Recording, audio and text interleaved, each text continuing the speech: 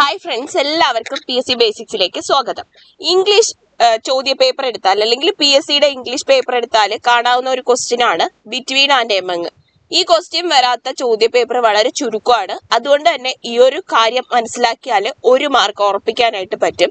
മിക്കുള്ള ആൾക്കാരും ടെൻഷൻ കാരണം പരീക്ഷാ ഹാളിൽ തെറ്റിക്കുന്നതുമാണ്. അപ്പൊ വളരെ സിമ്പിൾ ആയിട്ട് ഓർമ്മിക്കാനുള്ള ഒരു ഐഡിയ ആണ് ബിറ്റ്വീനും എമംഗും.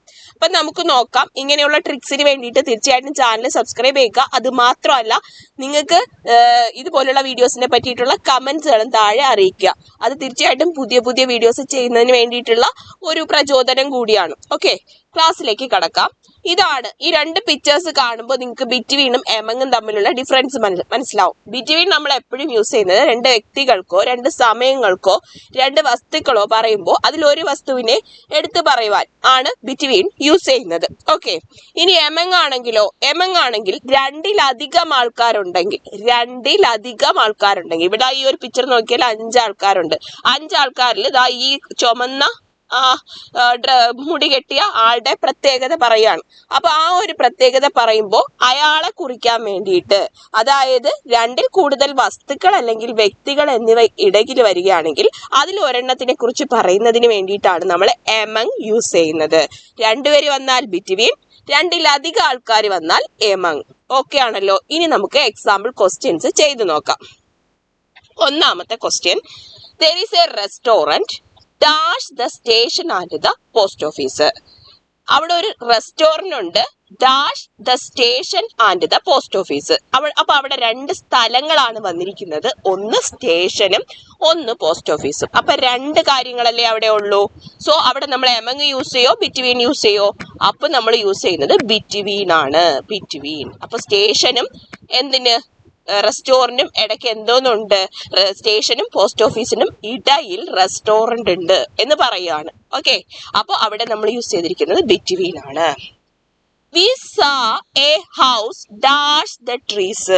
കുറേ ട്രീസ് ഉണ്ട് അല്ലേ? രണ്ട് ട്രീസ് ആണോ? അല്ല, കുറേ ട്രീസ് ഉണ്ട്. ട്രീസിന്റെ ഇടയ്ക്കാണ് നമ്മൾ ആ ഒരു വീട് കണ്ടത്. അപ്പൊ അവിടെ എന്താണ്? എമംഗ് ആണ്. എമംഗ്. എന്താണ്? മോർ ദാൻ 2 ട്രീസ് അവിടെ ഉണ്ട് അല്ലേ? They were walking dash the crowds. അപ്പൊ നോക്ക്, അവിടെ the crowds എന്നാണ്. ഒരുപാട് ആൾക്കാരുണ്ട്, അതുകൊണ്ടും അവിടെ നമ്മൾ ഏത് യൂസ് ചെയ്യും? നിങ്ങൾ പറ. എമംഗ് ആണ് യൂസ് ചെയ്യുന്നത്. ഏത് യൂസ് ചെയ്യും? എമംഗ് ആണ് യൂസ് ചെയ്യുന്നത്. അടുത്തത്, Bheem was sitting dash Chutki and Raju. ചുട്കിക്കും രാജുവിന്റെയും ഇടയിലാണ് ഭീം ഉള്ളത്. അപ്പൊ അവിടെ രണ്ടാൾക്കാരുടെ കേസാണ് പറഞ്ഞിരിക്കുന്നത്. സോ നമ്മൾ അവിടെ യൂസ് ചെയ്യുന്നത് ഏതാണ്? ബിറ്റ്വീൻ ആണ് യൂസ് ചെയ്യുന്നത്. Between. Okay, Chutki and Raju. There is a green apple dash the red apples. There is a green apple dash the red apples. നോക്ക്, നിങ്ങളപ്പോ ഒരു കൺഫ്യൂഷൻ നിങ്ങൾക്ക് അവിടെ വരും. ഗ്രീൻ ആപ്പിളും റെഡ് ആപ്പിളും ആണ് ഉള്ളത്. അപ്പൊ ചുമന്ന ആപ്പിളും പച്ച ആപ്പിളും രണ്ടാൾക്കാരെ ഉള്ളൂ എന്ന് ചിന്തിക്കും. പക്ഷെ അവിടെ എന്താണ്? ദ റെഡ് ആപ്പിൾസ് എന്ന് പറഞ്ഞിട്ടുണ്ട്. അപ്പൊ ചുവന്ന ആപ്പിളുകൾ കുറെ ഉണ്ട്. അപ്പൊ എന്താണ്? മോർ ദാൻ 2 ഉണ്ട്. സോ അവിടെ നമ്മൾ യൂസ് ചെയ്യുന്നത് എമംഗ് ആണ്. ക്ലിയർ ആയല്ലോ? അങ്ങനെയാണെങ്കിൽ ഞാൻ ഇനി തരുന്ന ക്വസ്റ്റ്യൻസിന്റെ ആൻസേഴ്സ് താഴെ കമന്റ് ആയിട്ട് നിങ്ങൾ പറയുക. ഓക്കെ, അപ്പൊ നിങ്ങൾ ക്ലിയർ ആയെന്ന് നമുക്ക് മനസ്സിലാക്കാനായിട്ട് സാധിക്കും. ഒന്നാമത്തെ question, my glasses fell down dash the desk and the well. My glasses fell down dash the desk and the well. Between വരോ എമംഗ് വരോ? അടുത്തത്, a narrow path ran dash 2 rows of houses. A narrow path ran dash 2 rows of, ശ്രദ്ധിച്ചോളണം, 2 rows of houses. He stood dash all his friends in the room. He stood dash all his friends in the room. Next question, she found her purse dash the clothes in the drawer. ചെയ്ത് നോക്കുക, answer comment ചെയ്യുക.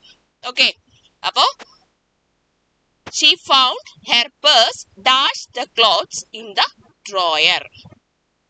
Okay ആണല്ലോ. എമംഗോ ബിറ്റ്വീനോ രണ്ടിൽ ഏതെങ്കിലും വരത്തുള്ളൂ. ശ്രദ്ധിച്ചു നോക്കുക, answer ചെയ്യുക. അതുപോലെ തന്നെ നിങ്ങളുടെ അഭിപ്രായങ്ങൾ അറിയിക്കുക. ഇനിയും ഇതുപോലുള്ള ക്ലാസ്സുകൾ നിങ്ങൾക്ക് പ്രതീക്ഷിക്കാവുന്നതാണ്. Thank you. All the best.